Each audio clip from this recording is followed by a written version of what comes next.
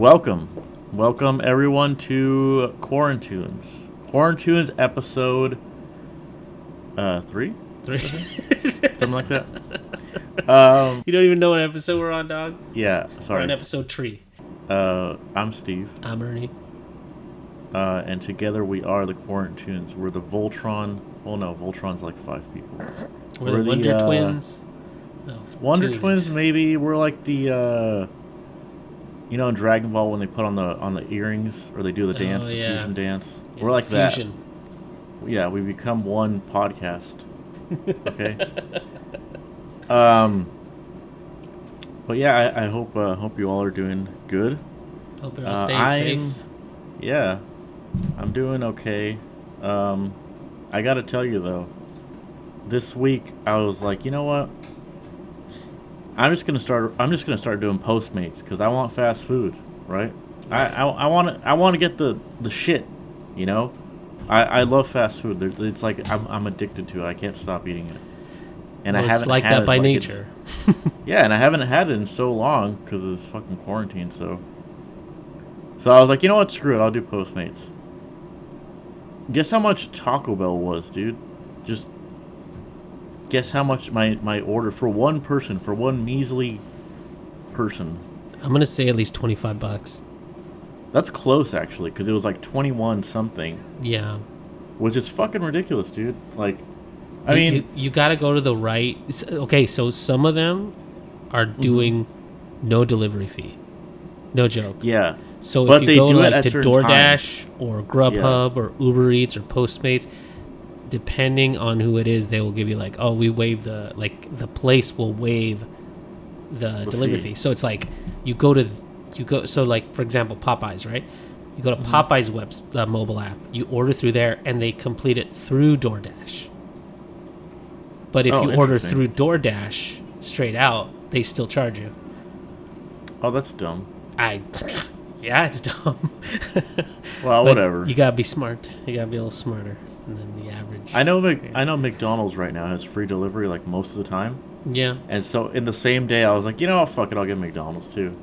McDonald's also has the thing where you can order your food first, and then you go to the parking spot and you just park, and they bring it out to you. I wonder if that's way cheaper. Well, anyway. Yeah, they don't charge you for the delivery. I was at our parents' house, and I was just like, hey, you guys want food? Because I'll get us some food. And they're like, yeah, let's get food. So let's all have food. That ended up being like another $35. So I basically spent like $55 just on food that day. Yeah.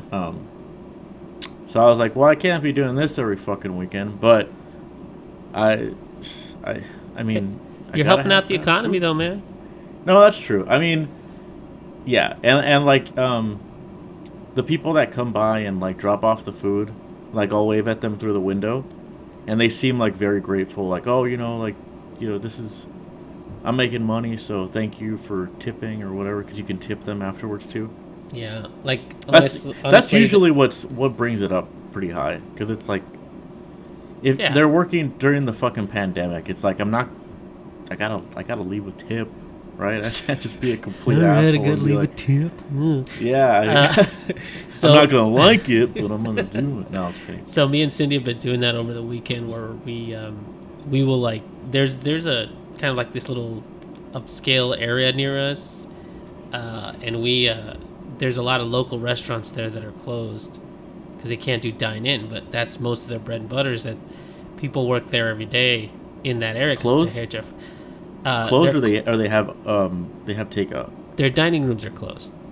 Okay. So, but they still have takeout. So on the weekends, we will do like one big meal on Saturday and one big meal on Sunday, and we spend like $50 for all of us, and we get to help out a couple of different shops that are not like the big places, not like a McDonald's or anything like that, or like a Olive Garden or anything like that. We try to keep it to the people that kind of need it around here. There's this Mediterranean food place that I fucking love, and me and my friends would go like almost, maybe not every Saturday, but we would go there a lot.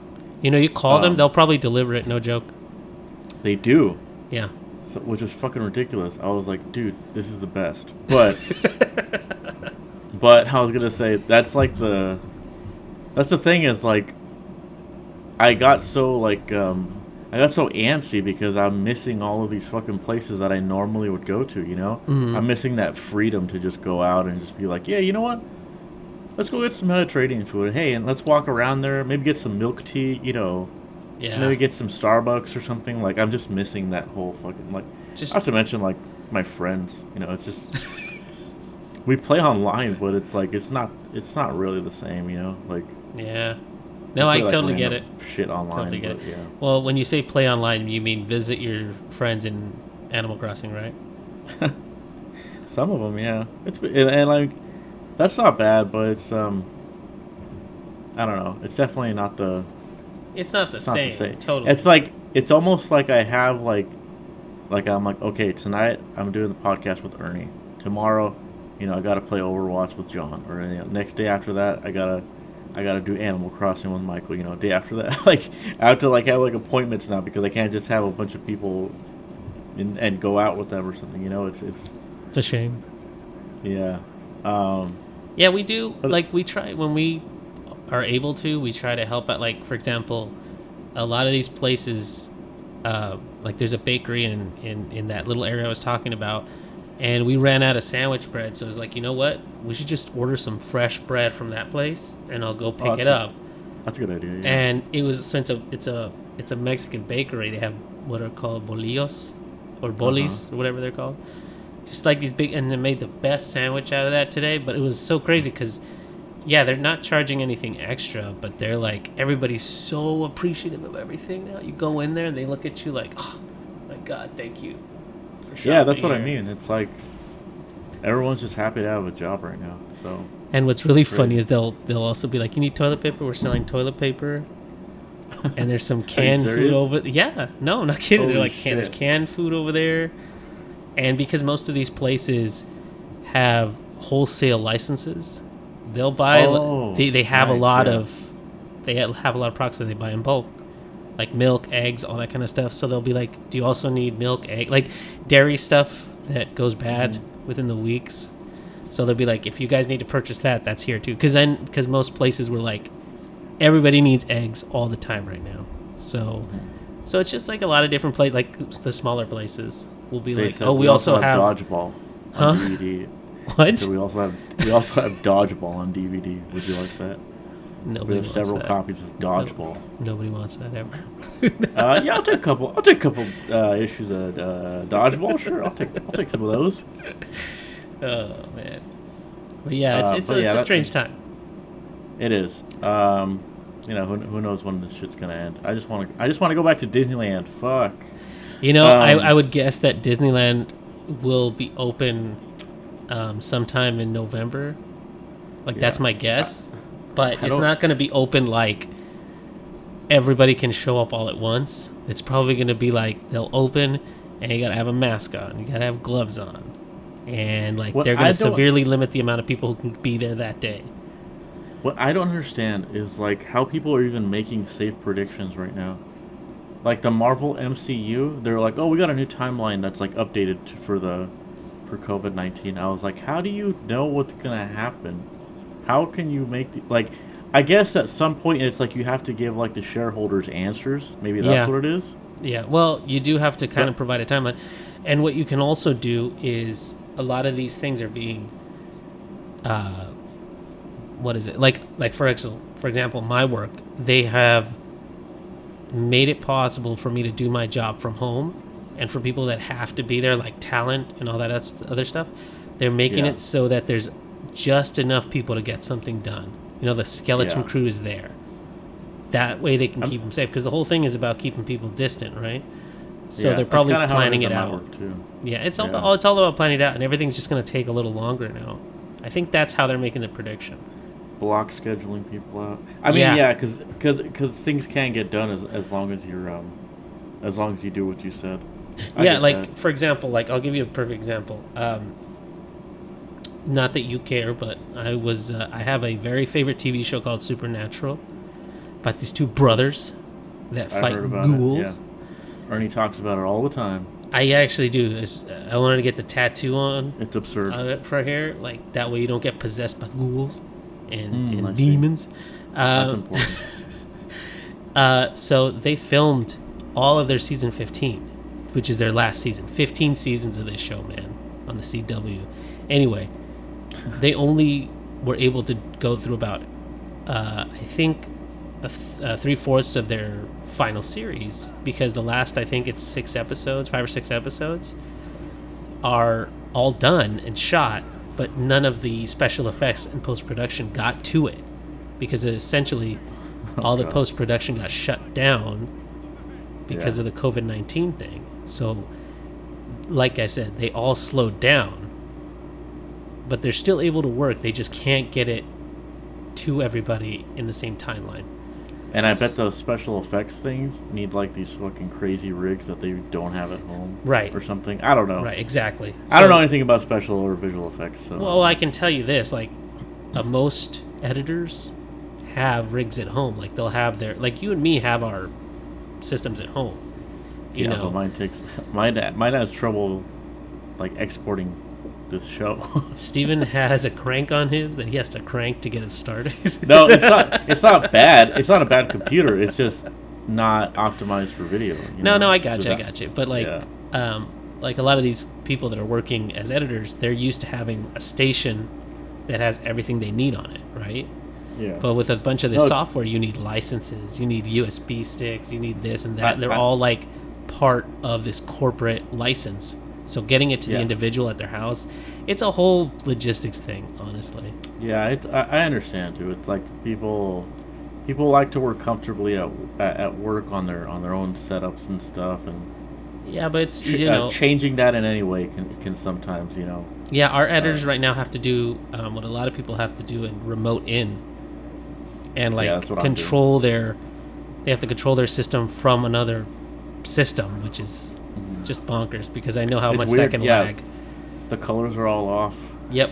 It's like laggy. There's but they're still getting it done. They just don't crank out as much as they could if they were there. There's like weird little issues, like the Photoshop brush. Yeah. It won't show up as the brush. It'll show up as just a regular mouse cursor, because it's not detecting you like hovering. You know what I'm saying? Yes, I know. So it's like it's really annoying to like mask things out, because you're not actually looking at the circle. You're looking at the pointer, and it's just like some random size, basically. I'm telling you. And that's what it is. People need just to get used to this new version of working. And once that gets ramped up, I think a lot of places are like, okay, by that point we should be all good. We should all be Wall-E by then. But yeah, so I just want to say right off the bat, I finished Final Fantasy VII Remake. I don't want to talk about it yet, though. I'll save it for the end, just in case anybody wants to avoid spoilers. I'll just say from here on out, spoilers, and then you just dip the fuck out. Cool. It's so fucking stupid, Steve. Everybody who has played video games have played Final Fantasy, and they know what happens. But yes, spoilers. But there's definitely a new crowd of people that don't know, so I don't want to spoil anything for those people. Cool. All right. But you've been watching movies or TV shows or something? What you been doing? Well, I've been playing games and watching movies. Which one do you want to go in first? Movies? You want to see my movies? Yeah, let's see what kind of movies you've been watching. So I haven't really watched much.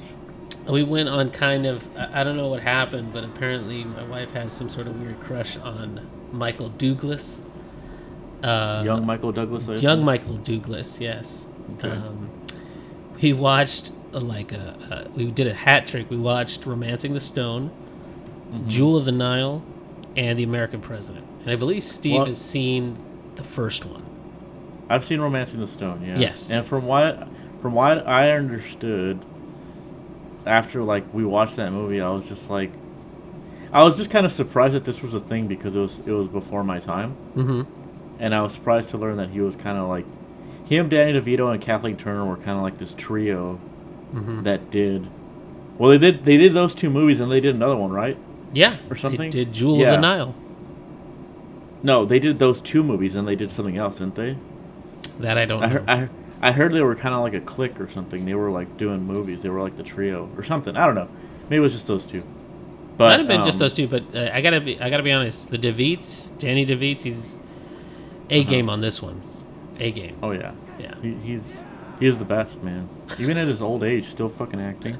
That guy is like anybody who thinks like, oh, I'm too fat, I'm too ugly, I'm too short to be in showbiz. It's like, go look at Danny DeVito, dude. Look at everything that guy's done with his life. Yeah. That guy is like, that guy is the prime example of what you can do with just like talent, you know. All vanity aside, you know. I'm gonna put those. I know there's people are saying, yeah, but all he does is those roles where he's fat and ugly, right? He's like, no, actually, if you've followed Danny DeVito's career, you know that he not only has he been a good guy, he's been a bad guy. He's played a womanizer a couple times where he's getting chicks all the time. If anybody's seen a little movie called Twins that he did with Arnold Schwarzenegger. Our boy Arnold Schwarzenegger. He was a womanizer in that movie. He was like getting all Matilda. sorts of ladies. Did you know that? What? He directed Matilda. Yes, of course I know he directed Matilda. He narrated Matilda. Dude, while he was being the bad guy in Matilda. Great fucking movie. So yeah, him and what's her name? Rita Wilson? Is that her name? Yeah, Rita Wilson. Carla from Cheers. Yes, Carla. No, it's Rhea Perlman. I'm sorry. How dare I? Why did I say Carla? How dare I? Why did we think that? Like, okay, anyway. Rhea Perlman. Anyway, her that actress. Yeah. I forget her name. I think they got divorced. That played Matilda. Yeah. No, they're still married. Pretty sure they're still married. That actress that played Matilda, I guess her mom died of cancer or something. And she said that when she was young, Danny DeVito and Rhea would take her on family vacations and stuff. That's adorable. I know. That's so sweet. I was like, dude, this guy is fucking saint, dude. Like, what a great dude, man. Like, he always plays like these gross, like mangy, like penguin, or like fucking like Frank on Always Sunny kind of characters where he's like all dirty and vulgar. But actually, he's a really sweet guy. But he's got a heart of gold underneath all that fat. And he tells you about Rocket Mortgage too. So there's that. But anyway, when I was going to say Romancing the Stone and Jewel of the Nile, Romancing the Stone is the first one, Jewel of the Nile is the second one. And if you've ever watched anything like Indiana Jones, obviously this is before that, but like it's essentially like an Indiana Jones movie done as a rom-com, because the movie starts out with, you know, the I forget what the not the actress's name, the character name is, but she essentially writes all these romantic novels. But of course, you know, the first part of the movie is the romantic novel, just like made into a little mini film. And then when you see her, she's writing it. She's like typical like single lady. She's got cats. She's got tissues. She drinks wine, all that crap. But then this thing happens to her where her sister gets kidnapped. She's got to go to this foreign country to deliver this map, and all these shenanigans start happening. You know, it's a really great movie. And when she meets Michael Douglas, it gets to be so, man, you're just like, this was Ant-Man in his young days. That's all I kept thinking now, because I had watched that movie before, but I had watched it before Ant-Man, and I was thinking, man, he could have been like, you know, that really kitschy Ant-Man. You know what I mean? Like the one with the huge antennas and stuff on his head. I mean, he is. Well, I mean, yeah, he is. But like, what I'm saying is, man, if he was younger, he could have played that role no problem. Because he was like, in this movie, he's really suave, and he's like action hero and stuff. It's really cool. It's a great movie. That's what I'm saying. It was interesting to see him play a character like that, because me growing up, I never knew him like that. I don't even know what I knew him at. The first movie I saw him in was one called Falling Down. Yeah. And it's this one where he gets stuck in traffic and goes on a shooting spree. Yeah, I remember that. So I just thought like he was just kind of like a lunatic character, or like one of those crazy actors, like fucking, I don't know, like Steve Buscemi or something that just sometimes plays like crazy roles. That's kind of the reason when I watched this movie the first time. My wife put it on again, but she had actually introduced me to the movie when I was a kid. Mm-hmm. And the reason is that it's directed by Robert Zemeckis, which a bunch of people will know from like Back to the Future, all these different like great movies from the 80s. And yeah, it has all his like telltale signs of just something's just so fun about the story that's being told. Everything about it is fun and enjoyable. There's a good car chase in that movie. There's a fucking great car chase in that movie. Yeah, I remember that. It's a fun one. There's a couple of different good car chases, but there's all these twists and turns in the movie that you're like, oh man, this, and that. But what's great is I watched The Jewel of the Nile, which is the second part of this, and it's exactly what you think they would do in a sequel. Is it as good? Huh? Is it as good as the first one? It's as good as the first one because they did. Okay, so "Romancing the Stone" is a phrase that Danny DeVito says to Michael Douglas when he talks to him about, "Oh, you were trying to get the stone too." He's like, "At least I'm honest about it. I'm not trying to romance the stone from out from under her." And you're like, "Oh, that's the movie. That's what it's called." Right. Got it. Clever. But in this one's called "Jewel of the Nile," and DeVito catches up with Michael Douglas and he says, "Hey, I want that Jewel of the Nile because your girl's over there talking." She went over to like Kathleen Turner's character in that movie. Like they're enjoying life, they're together, sailing around on the boat, going everywhere. And then she gets this opportunity to write the life, like an autobiography of this leader, right? And he's like, "I'll take you, and you got to tell all the people about blah, blah, blah." And so they split up, and you're like, "Oh, I can't believe it. They were supposed to live happily ever after." And then DeVito finds Michael Douglas after all this, and he's like, "You're going to," because he put him in jail. He's like, "You're going to get me some money." And then this guy shows up. He's like, "Your girl, she's in trouble. Help me get the Jewel of the Nile, and I'll help you get her." And then they go over, and they do the whole thing. But, like, everything that you think is going to happen because you've watched the first one gets flipped. Oh, okay. So you're just in for some crazy good surprises in that movie. Okay, it's good. It's a great movie. I was gonna say because like the first one is more or less like typical, but only because like things kind of normalize things after the fact, maybe. Oh yeah, know. Totally. Like.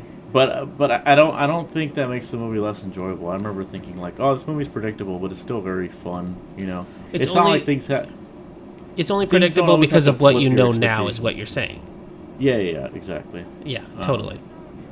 That's cool. I actually did watch a movie, but it was I just watched Captain America again, which for like the 50 billionth time.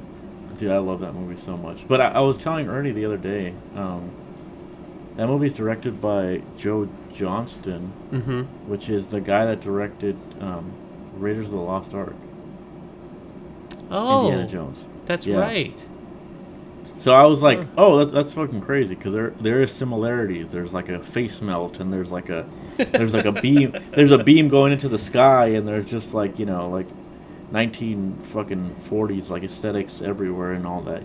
So. Oh, totally. And it does kind of feel like an Indiana Jones movie. But fuck, I love that movie so much. That is such a great movie. I mean, not much to say about it, but except that we've already said everything. But not to just keep going back to that, but I did watch a third movie with him, which is the first movie that I saw with Michael Douglas, which is a movie called The American President. Now, you didn't watch this one. But this is more of the Michael Douglas that you probably grew up with. He's already got gray hair and stuff, but the movie is essentially like this really great dramatic rom-com about what if the president started dating somebody. He's a rom-commer. This is what I didn't know about him. He's a rom-commer. I didn't know that. Yeah. Well, maybe that's why he did Falling Down, because like he was tired of it. He's just, I'm tired of all this, and he's like, I'm gonna do a movie where I go psycho. But essentially, in this movie, the president of the United States, during his campaign, his wife dies. Still has a daughter, but his wife dies. So he wins the election and then spends 3 years in office. He's a good dad, so you don't have to worry about like the daughter or anything. But at some point, he sees this lady. He's like, you know what? I'm gonna call her. I'm gonna tell her how I feel. Blah blah. There's a lot of great people in it. Including Martin Sheen plays his vice president. I want to say he should have played like his son because they look the same. His what? Like his son or like his, I don't know, like his No. Martin Sheen. Not the old one. Not Charlie Sheen. Martin Sheen is older. Sheen? Is he related to the Sheens? I believe he is their father. Okay. Does he look like? Does he look like no, I don't. I actually don't know. No, I don't know if he is all related because I know that. Well, actually, no. I think he is because his last name is Estevez. So I don't know. Anyway, it's not important. Martin Sheen. Plays his his vice president, his best friend. Michael J. Fox is in it. Okay. Just a bunch of great people. Like once you watch it, you'll be like, oh, I know that person, and I know that person, I know that person. Michael J. Fox also looks like them. That's insane. They could have done a whole other movie, like just whole other plot with those actors. You know, like they look the same. Well, they're all like conservative-looking young men, so I guess. They all have that same face, don't they? I don't know. Beautiful face? Is that what you mean? Zemeckis did that one too? Yeah. Oh, no, I'm sorry. No, the director's some guy named Ivan Reitman. I don't know. It sounds familiar, but I don't know who that is. He's a popular guy. Yeah. I know him. So, essentially, the whole thing is, it's all taken very seriously, but, as soon as he says, I'm going to call her, and I want to date her, and people are starting to already say, like, how are we going to handle this? How, his cabinet basically goes into strategy mode and says, like, how are we going to handle this? How are we going to do this? Blah, blah, blah. And, it's just a very interesting movie about just that weird premise. And, like, Steven and I always make the joke about, what if a snail was fast? Because we always think of, like, the stupidest way to start a movie is to take something that isn't traditionally one way and make it that way, right? I'm when I say that, I'm quoting the Mega 64 podcast. I should clarify. They say that every DreamWorks movie is just like, what if this was the opposite? And that's every DreamWorks movie. Well, apparently that's how they used to make movies in the 90s. I think that's exactly true. It's a formula. That's a great formula, I guess, because they keep using it. I mean, with How to Train Your Dragon was like DreamWorks is like fucking how do you say it? They're like big like breakout hit that wasn't really like the other ones. So I guess so. They didn't do Ice Age, right? No. No, that's somebody called Blue Sky, I believe. Yeah. Yeah, but it's a great movie because it's all done well. It's not like it doesn't have the same kind of rom-com garbage that you usually get. Mm-hmm. Especially considering one of them is the president of the United States, so it's all done. Like there's some serious, there's a very serious parts because obviously he's the president and stuff. Mm-hmm. So like their date gets interrupted. And he's like, I'm sorry, such and such country just attacked an embassy, so I have to go. And she's a very successful lobbyist, and she's trying to get all these laws passed and everything, so she understands. Like, there's no like stupid scene where she just falls down continuously, or like none of that goofy stuff. It's done very well. I see. He was also, he was also in Basic Instinct, but I don't remember watching that movie as a kid. That was see that's what I remember him as. You know how like every actor gets to an age where they're just like, I'm gonna be in thrillers. All I'm gonna do is thrillers. Yeah. Do you know what I mean? Like suspenseful thrillers. It. Like I don't know, like fucking old actresses, like or old actors. They all go into that and they get typecast as like, oh, I'm like the worried fucking father or like the worried mother or something, and like they do be like eventually. They do like 10 of those fucking films and then they're done. Like, he was also in Fatal Attraction. Isn't that what I just said? No, you said Basic Instinct. Wait, am I getting those movies mixed up? No, Basic Instinct. You're thinking of the right one. Wait, he was in both. You're saying he's in both? He's in both. So. Oh shit, that's funny. Basic Which Instinct. One's the one? Basic Instinct is the one where. That's like the same Sharon movie, huh? Sharon Stone does the leg thing. That's what that movie is famous for. Okay.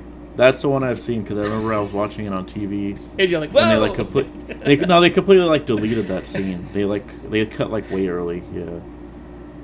No, funny. It's not the same thing. So it's like Fatal Attraction is when it's a guy, like a married man has like a one night stand, and then the chick starts to stalk him, and that's that. Yeah. Okay. So it's kind of a similar presence where he's being attracted to his lady and she's dangerous. So in that way, sure. Well, that's the thing that's enough about Michael Douglas. It's kind of a good 20 minutes talking about his ass, if you will. He was also in Traffic. You probably saw that too, right? This guy's done some really great movies, honestly. I did hear that you watched Detective Pikachu, which was not a great movie. Did watch Detective Pikachu, and honestly, Detective Pikachu, I know you already watched it, but I gotta be honest. Like when I saw it, I was very much expecting this really frosting only movie, if that makes any sense. Like you got this cake, right? I mean, it's mostly frosting.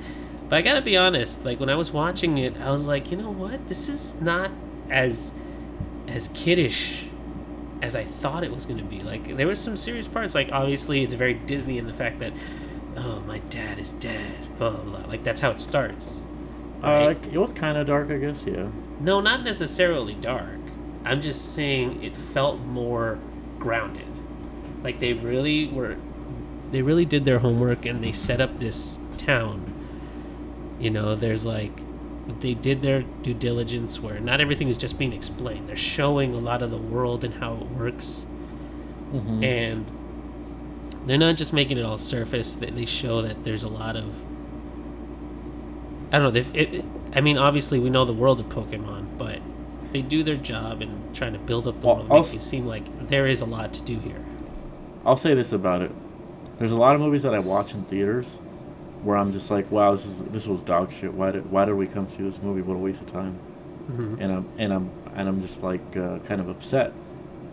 But then I watch it later at home, like on like fucking TV, or just like, oh hey, it's playing on this channel. Let me just check it out. And I don't hate it as much for some reason, because it's like I didn't pay for it. You know, there's like commercials in between, you know what and it's like. It's honestly that you paid money and you could have watched something else. I guess maybe that's it. But like, because I watched Detective Pikachu a second time on TV, and I was like, it wasn't that bad. Like there's like stupid shit. Don't get me wrong, but I feel like if I was a kid, I would have loved the shit out of that movie, dude. I think you have some sort of bias against Ryan Reynolds as well. I want to put that out there. I remember feeling like that about The Incredibles as well. The Incredibles 2, when it came out in theaters, I was like mad at how much I disliked that movie. But then I saw it at home, like on Disney Plus, and I was like, wow, it wasn't nearly as bad as I remember it being. I think it was just because there was like too much hype for that movie in particular. There was like, I think it was because I remember seeing that movie and thinking it was just fine. And it was like, everybody was like, oh, 10 years in the making, 10 years plus. All the voice actors were doing like these little promos that were like, ooh, 10 years, it's going to be worth it, 10 years. 10 years. And then I watch it and I'm just like, this fucking very like okay movie. Why did that take 10 years? What if a family was a superhero family? No, and then Brad Bird was like, I'm not going to make another one unless, it's as good as the first one. And it's like, it definitely was not as good as the first one, so I don't know. He's smoking. I will say this again and again. Origin movies are hard to top. They really are. Yeah, but like Winter Soldier did a good job.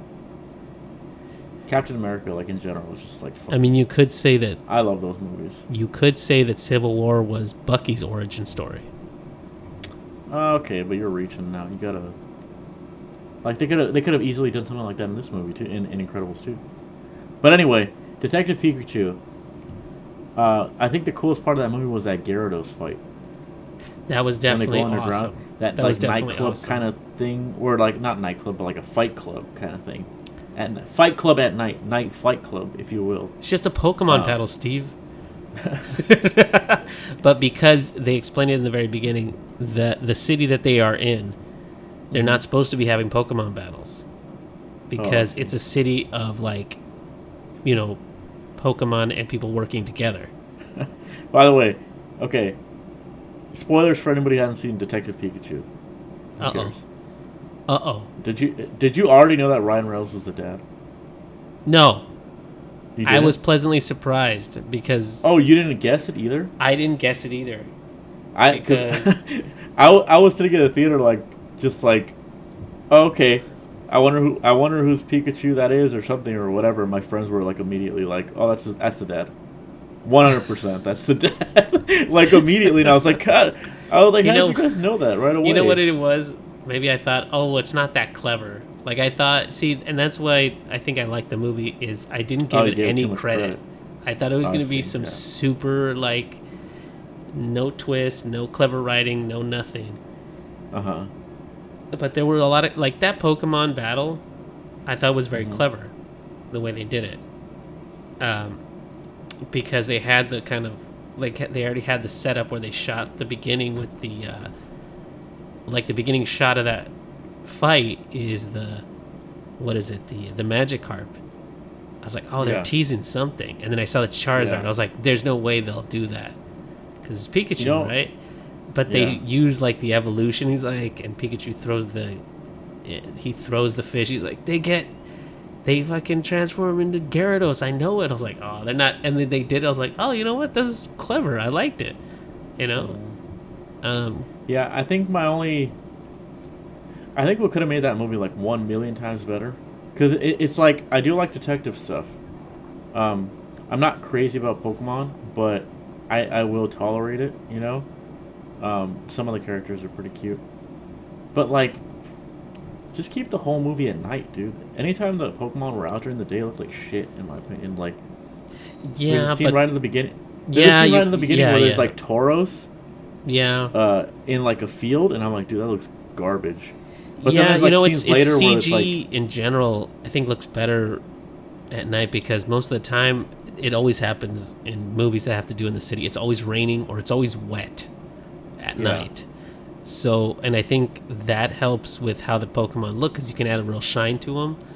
And it's easier to like just kind of shine them blur up. The lines as between You're right. No, yeah, and I loved like the design of the city because there's like lots of neon and stuff, and I was like, dude, keep it all at night. I don't need to see the city during the day. There's nothing interesting about the city during the day. Plus, it's supposed to be a detective movie. Detective movies are the best at night. Keep it nice and like, noir. Pikachu noir. So, but yeah, like, I think I said this when I saw it in theaters. I was like, even though I didn't really like it, I still think it was like one of the best video game movies in all time. Like, I think maybe Sonic and Detective Pikachu are probably fighting for number one. Not that that's like this like unachievable fucking thing, but definitely like there's some real stinkers when it comes to fucking video game movies. Super Mario Brothers comes to mind. Doom comes to mind. It seemed to have. Did they do Hitman as a video game? Yeah, movie? they did. Yeah. I mean, that seems like a slam dunk. Like you said, it seemed like it had a good amount of effort, enough amount of an effort put into it to be like enjoyable for people that were fans of the series and stuff. Yeah, and you know, if you have Hulu, HBO is unlocked for it right now. So there's a bunch of HBO type of movies and series on there, which actually leads me to, I'm not going to go too far into this because it's something that's going to be too hard to explain. Yeah, because you're eating up all the time. I know, but last time you ate up the whole thing with Final Fantasy VII, so I'm trying to get all this stuff in. But this time I need to talk about Final Fantasy VII, so it's a little different. Last thing, okay? It's a little different. There's a really great documentary on there. It's not Tiger King. Everybody's already talked about that. Steven hasn't watched it. It's not about Tiger King. It's called McMillions, okay? And it's a true story of how this one guy named Uncle Jerry was able to swindle McDonald's out of their that Monopoly game they do all the time. So essentially, you know what they should have done? if you played the Monopoly game between like the 80s and 90s, you didn't have a chance because this guy had all the winning tickets. And I remember that came to light at one point because when McDonald's like updated the Monopoly game, they're just like, just give us another chance because it's not rigged this time, we swear. Like the commercials were all like weird. They had like a weird tone. You know why nobody remembers the scandal? Why? They go to it in the documentary several times. they put they were like 2001. All this shit's coming to head.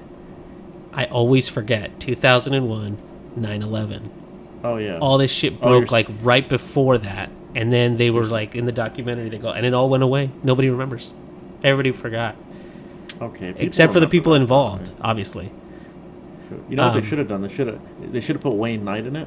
Okay. Do you know where this is going? Just go, Steven. Just go. Jerry. Or no. Hello, Jerry. Hello, Newman. I get it. No, but I would suggest you really watch it because the way in which he did it isn't revealed until the very, very end of the movie. And that's kind of what it all leads up to. But essentially, this guy would have the winning tickets, and he'd go through recruiting all these different people and be like, I have $1 million winning lottery ticket, or a ticket. Piece. Yeah, the little piece. Because essentially, you get all these crap pieces that didn't do anything in McDonald's, and there were only certain ones that would complete the board. Nobody had those. So he had them all. Like, they'd never gotten put into circulation. He just had them all. And he would do is he would recruit people and be like, here is a $100,000 ticket, but you need to come up with $20,000 to give me right now, and then I'll give you this ticket to cash. And so so this whole series of people that got, some of them were swindled into it. Some of them were just so desperate they didn't have anything else to do, and they're like, yeah, I could really use that money right now.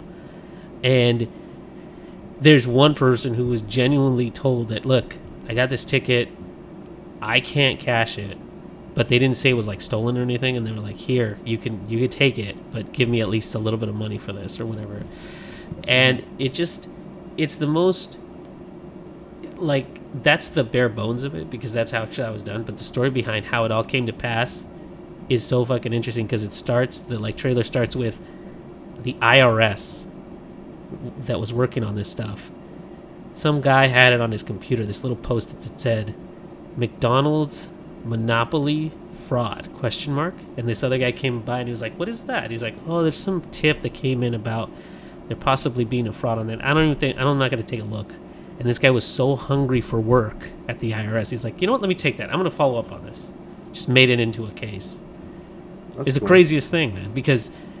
But to be honest, I'm sure that happens a lot, you know? Well, I mean, think about it, because they explain it in the documentary how when they do that McDonald's, Monopoly thing, sales at McDonald's go up by like 17%. Like, people are all in on that game. So yeah, it was a big deal. I remember we would join in on the fun. Of course, dude. It's like most of the time you get like a free sandwich out of it. Yeah, exactly. It's not like people didn't win shit, but you're saying like nobody won the million or whatever. Right. Well, none of the big prize money stuff, Yeah. But like McDonald's didn't give a shit if they had to give. Okay, so say there's 10 winners in all, $10 million, right, per game. If that's even the thing, I think there's only actually like $3 million winners or whatever. They make billions off of that game in the short span of time that they do it. You know what I mean? So it makes no difference to them. He's like, this money was already going to be given away. That guy cheated and got the money. They don't care. The money was already gone. To them, it was already gone. So it was like, meh. But they did it's a very interesting documentary. And right now, like I said, on HBO, you can watch it for free. You just have to pay for HBO. No. HBO is free? Right now, during this month, April, HBO is unlocked for Hulu members. Oh, so you can watch it. You got to pay for Hulu. Yeah, well, most people already have it. I don't have what I'm saying. You have Hulu? Right. Most people. I don't. I didn't use it, so I stopped paying for it. Steve. Because it's like... How are you going to get your AFV, huh? I only get Hulu when Always Sunny comes out. And then I watch the season, and then I just dump it. Because there's nothing... I mean, there's a lot of stuff on there. I just can't seem to find something to watch. I got to stick to, one streaming service. I'm watching The Simpsons right now on Disney+, and... Yeah, I can see that. It's shit. Like, the episodes that I'm on are, I stopped watching.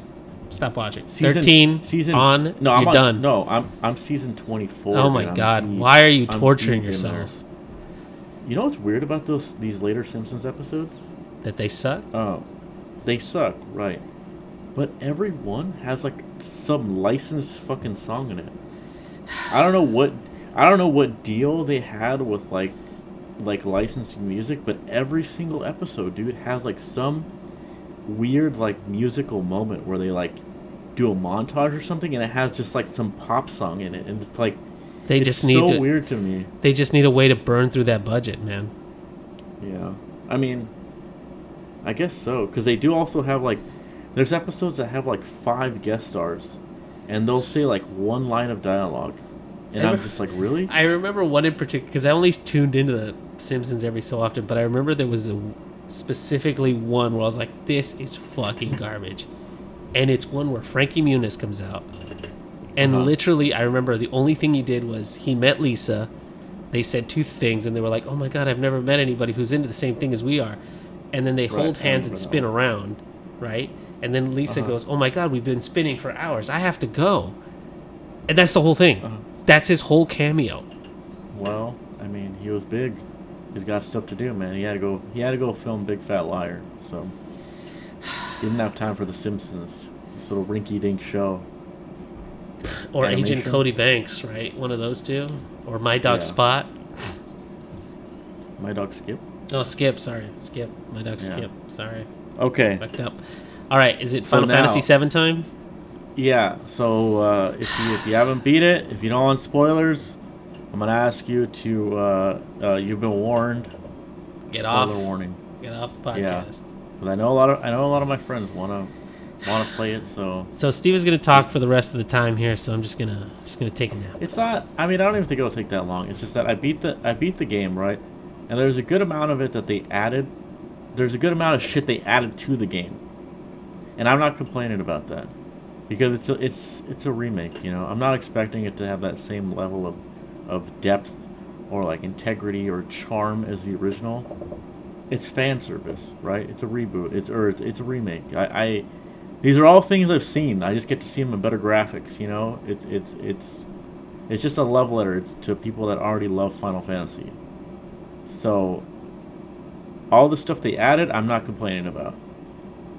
But the end is kind of suggesting that they're gonna straight up change the story in the next game. So I was like, they can't be doing this, right? Like, there's no way that this is gonna happen. Well, hold on. To be clear, everybody should know at this point that this game is going to be 3 games because they've chopped it. Be 2. I've heard 3. Oh, okay. And depending on where you tell me the story is, I'll be able to be like, oh yeah, that's definitely, yeah, they haven't even gone here, they haven't gone here, or anything like that. This is what's dumb is that, like, keep in mind that I love the game, okay?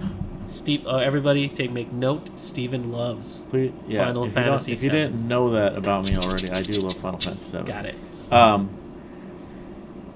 The game ends right when you leave Midgar, which a lot of people were just like, "Oh, that's typical, right?" That's what everybody was predicting. Okay. It should have ended where Disc 1 ended, in the original, which Disc 1, if I'm correct, ends right after Aerith dies. So I was assuming. I don't think it does, Steve. Pretty sure it does. Anyway. Okay. Whatever. Either way, it should have ended there. Then they could have been like, oh, okay, this whole first game, this is Aerith's game. You know? Second game, that you get a whole that other tell you that they're going to do the second part and that's going to be the crux of Disc 2? No. See, that's the thing is, like, they're making it seem like... So let me just recap the end for Ernie real fast. If you haven't... And for people who, I guess, don't give a shit about spoilers. Don't recap it for me. Recap it for me. It's really... I played the shit out of that game, alright? No, I'm telling you this new one. Okay. So you're escaping Shinra. You just rescued Aerith. They're in that 3-wheeled truck. You're on the motorcycle. Yeah. We saw it in the playthrough.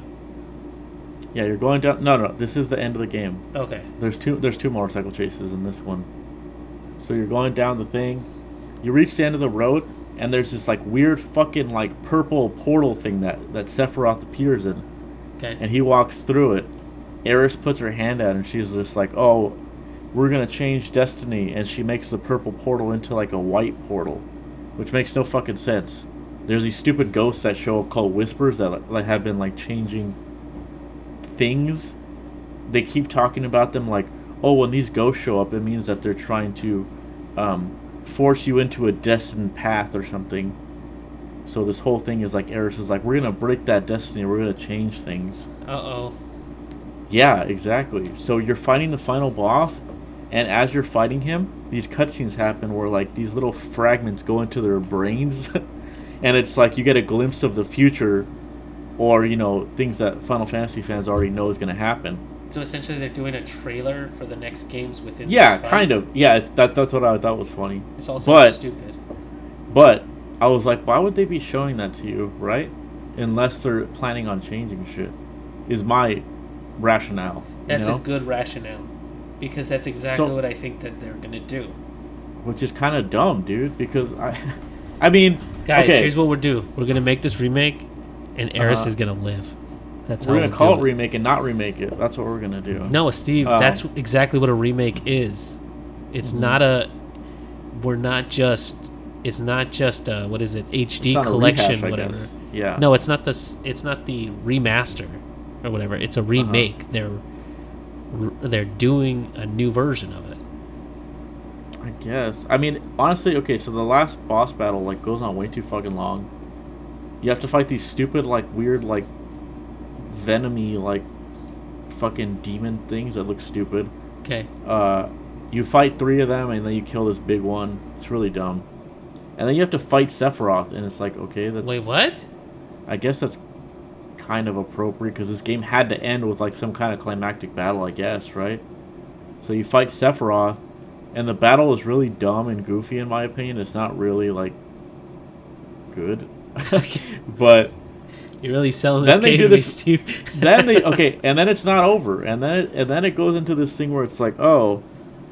So you fought Sephiroth with all 3 of your party members. Now you're gonna do like a. Do you remember the end of Final Fantasy VII, the original? Yeah, you fight him on 2 sides. No, you and him are like 1-on-1, and then you just do Omni Slash and win. Oh yeah, right? yeah.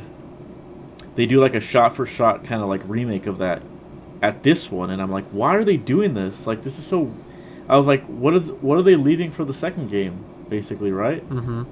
So they do that, and then right as you're gonna like strike Sephiroth, he's like, no, not yet, and then he like disappears, and it's like, what is going on, dude? This is like really fucking strange of them to do. But anyway, it's still not over. The game's not over yet. After that, for some weird reason, they show Zack. See, that's why I thought they were gonna end it, is when he discovers he's Zack. Well, okay, so if you don't remember, because it sounds like you don't remember, is Zack is a soldier. Yes. Cloud didn't get to be soldier.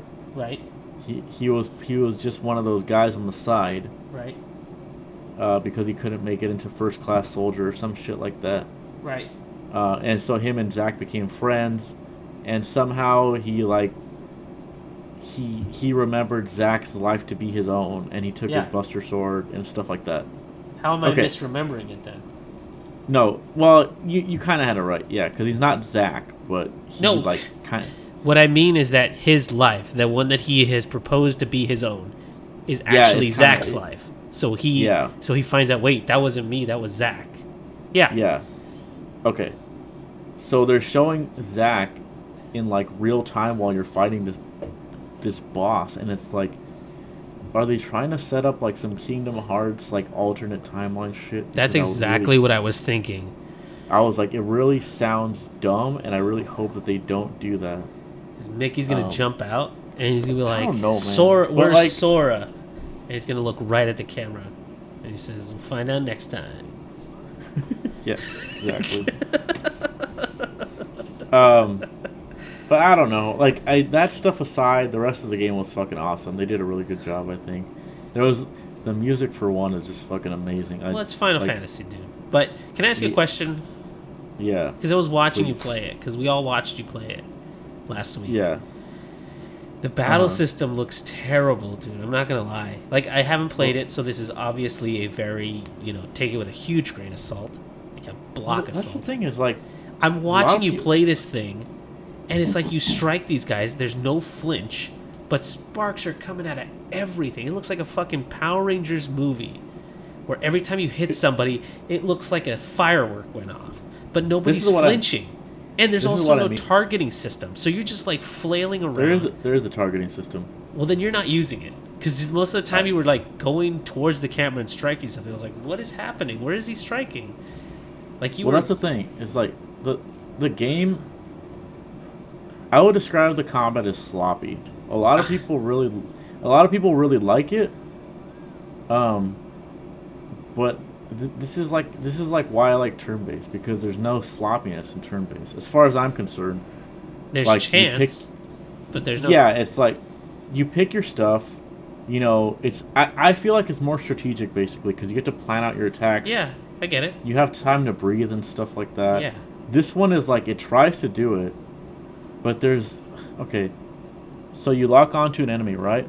Right. If you want to switch targets, it's the right thumbstick. Kind of like in Devil May Cry, right? Okay. Oh, don't do that. If you're going to compare it to Devil May Cry, you're going to lose real big. It's also the camera. What? So when I'm trying to turn the camera, I'm like switching targets. So it's really fucking weird. Like, it's really sloppy. And then there's parts of the game where, like, there was one in particular. I'm fighting like this kind of hidden boss thing. It's like this big like lion cat thing. Okay. That's like he's like tucked away behind like this big wall, like this big like warehouse wall, and it's like this thing that's like this like experiment or something like that, something stupid.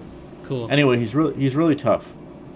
And it's really important that you like hit each limb, because you have to stun him like that, and once he becomes vulnerable, then you get your big damage punish. Gotcha. The camera is so fucked anytime he's like near you, because he's so big. He's like covering the screen and I can't see anything, and I can't see where I'm targeting. It's like honestly like such a fucking mess, dude. It's like I feel like the game is fine when you're just fighting whatevers. But once you actually have to like focus and like plan out your shit and have like a real fight, if the game you see all the shittiness like come to light. You know what I mean? Yeah. See, that's what I thought. I was watching you play this, and a lot of it at the end of your playthrough had like that motorcycle part. I was like, I remember this thing being super fucking cool. And here, I'm not saying you didn't play well. Let's put that out there. Steve's really great at video games. Sure, I'm great. But that didn't look like fun. Was it fun? Well, the thing is, like, when it's one-on-one, like, when it's one-on-one combat and it's just, like, parry and punish gameplay, I think it's fine. Like, I think that's great. That's, like, also why I like Devil May Cry and stuff like that. But when you get into those battles where it's, like, this huge fucking monster, like, it just becomes really sloppy, I think. I don't know. But I think the problems they really show once you have to, like, deal with, like, camera controls, and like it's just frustrating. You know when a game is like frustrating and it feels like it's not your fault? Okay. It's like it's kind of... Depending on what you're showing right now, I don't know what Steve's gonna plan to show on the screen right now while we're playing, but that's exactly how I feel with Jedi. And I talked about it enough last time, but that's exactly the frustration. Like you feel like hey, I'm pretty good at video games. I'm not trash, but I'm pretty good. I should not be sucking this much at this game. I know how to parry, I know how to dodge, but something about this feels broken and bad. See, but the thing about Jedi is that like it wasn't too hard, and there was a lot of really funny exploits that you could do in that game. Yeah, I just ended up like the last half of the game, you're just pushing people off, like you're pushing bosses off cliffs. There was a bit of that in this game too, where it's like sometimes I would just play as Barrett and stay the fuck away, and they would like never attack me, and it was kind of like an exploit. And I was just kind of like, this is like they like poured so much money into this game. It's like they couldn't, like, did they forget to make the game? Like those are just some of the things that like popped into my head while these I are was just playing. some of the ideas you'll have while you play Final Fantasy VII. But yeah, like I mean, all that shit aside, like I said, it's like I'm not expecting it to be as good as the original. It's just supposed to be a retelling of that story, you know. So it's like, yeah. I get it, and I think that sentiment that you're sharing right now is a lot of why this game will. I don't know if it's going to sell like gangbusters. I don't know. I haven't looked up any of the prices or anything like that, but honestly, this remake is. I don't know. I don't know if people are going to follow it and be like, "This is the greatest thing that ever happened this year." I was like, I think maybe it will be like, "Oh yeah, Final Fantasy VII remake came out that year," because if the sentiment that I'm hearing from everybody is like, it's so awesome seeing it remade. But when they actually get down to play it, people are not enjoying it as much as I thought they would. I enjoy it thoroughly. There's just a few frustrating parts. Well, because it's like, when it comes to shit like this, dude, it's like, you have to just enjoy it like on a surface level.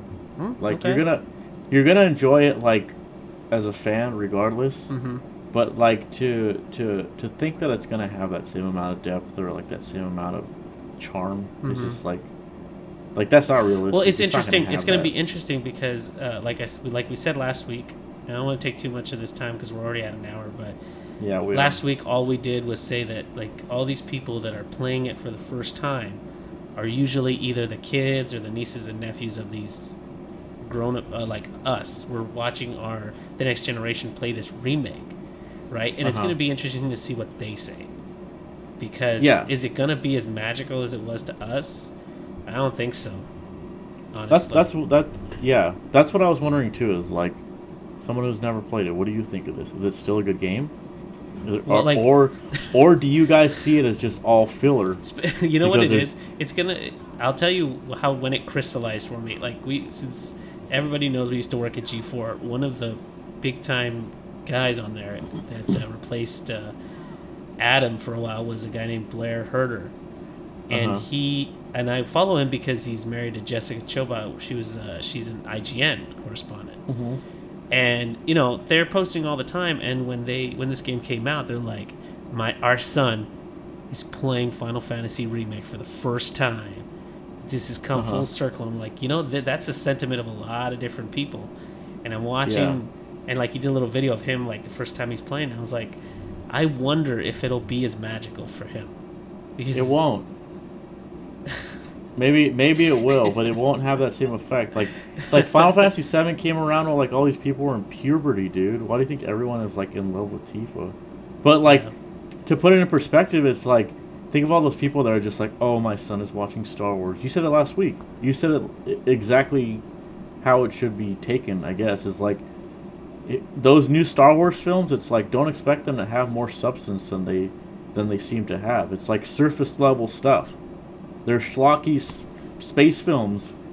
All these people that are getting like upset about it. It's like, I mean, you could be upset, but I mean, it's just like it's not the end of the world. The old Star Wars movies are still there. The old Final Fantasy. Yeah, the original Final Fantasy is still there. It's not like it takes anything away from it. It's like if anything, it's giving more exposure to it. You know, I mean, I guess it didn't really need it, but it's like, and like honestly, it's like if you're a Final Fantasy VII fan, you know that everything after Final Fantasy VII was dog shit. Like, they did Crisis Core, bad. They did Dirge of Cerberus, bad. They did Kingdom Hearts. They did Advent Children, bad. But all these people for so many years were just like no, it's not that bad, man. It's like, oh, if you like those characters, it's not that bad. It's Which is the one with Titus in it? Is that 11 with the water blade? Oh, that's part 10. That's part 10. Sorry. Yeah. No, I'm talking about specifically sequels or anything that they tried to spin off of Final Fantasy VII. Gotcha. Like they didn't do well. Well, bless the circle, right, Steve? They were all just bless the ring.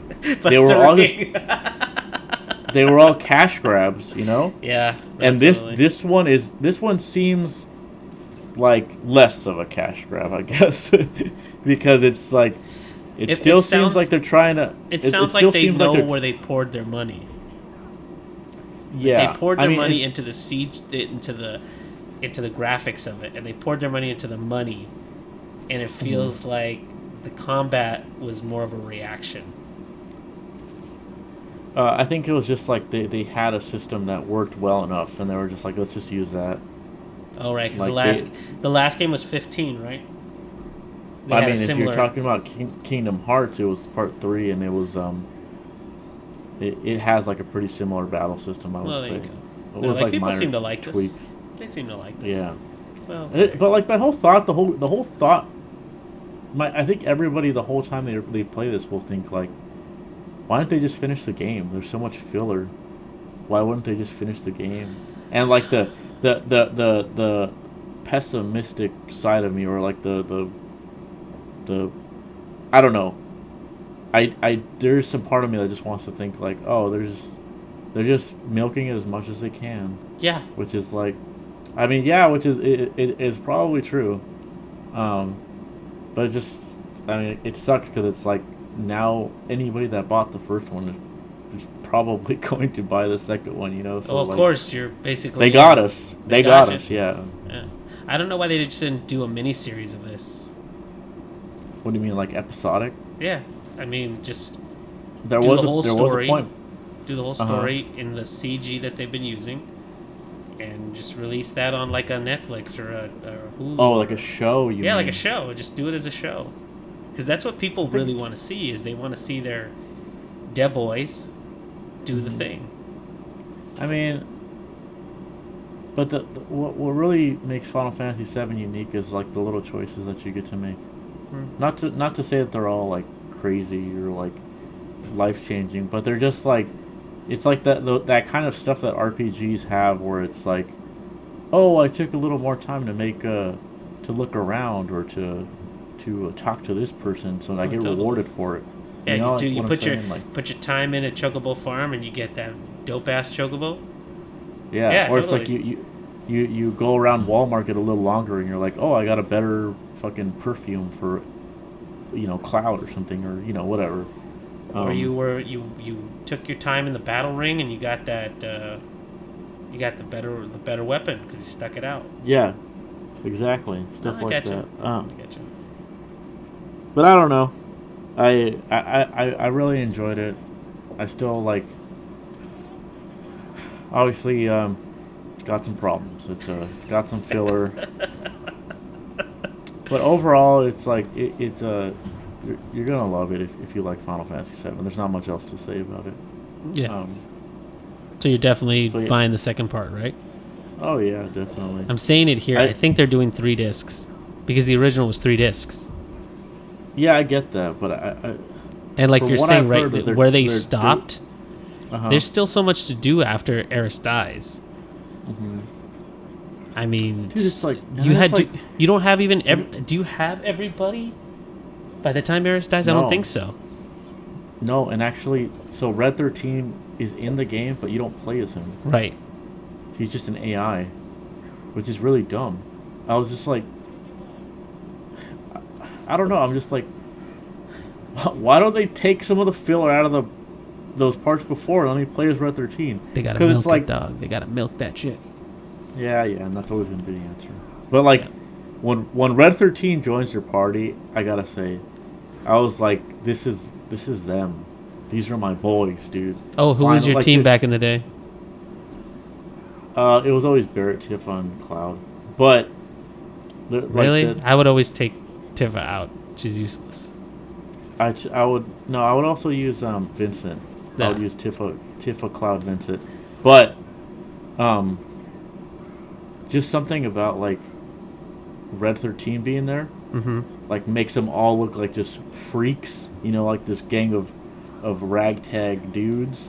It's just like, it's just like the cherry on top. It just makes them look just weird enough for me to be like, oh, dude, I remember this. Like, this is like, these are my boys. This is what dudes. Yeah, this is what I love. This is what I loved about the original game so much. It's like a girl in a dress and like a guy like in fucking gun on his arm. A dog wolf thing, like it's just the kind of shit that I love. Like, I don't know, I love when it's just like a gang of freaks as the heroes. That's A ragtag group of villains take on the man. That's them. That's it. Well, yeah, that's my review of the game.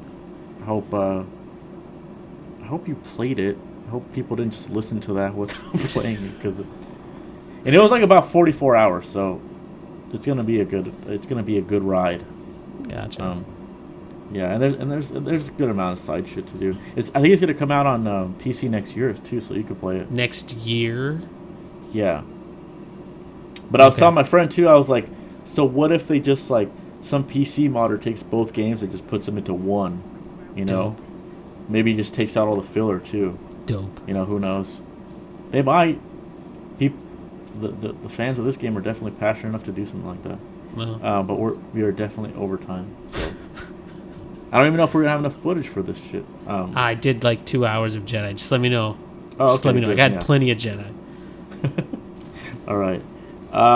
Well, Ernie, any closing thoughts before we end this thing? Stay safe, everybody. Watch more old movies, because you know what? You're never gonna have enough time to watch all this stuff and get shit done. Like I finished, maybe I'll talk about it later, but I finished all these games that I had stopped on. Like I just stopped right before the ending because there was nothing pushing me to end it. So get to that stuff. Oh, nice. Yeah. All right. Well, without further ado, I'm going to end this podcast. We'll see you guys next week, hopefully. Okay? See you guys then. See you next week, guys.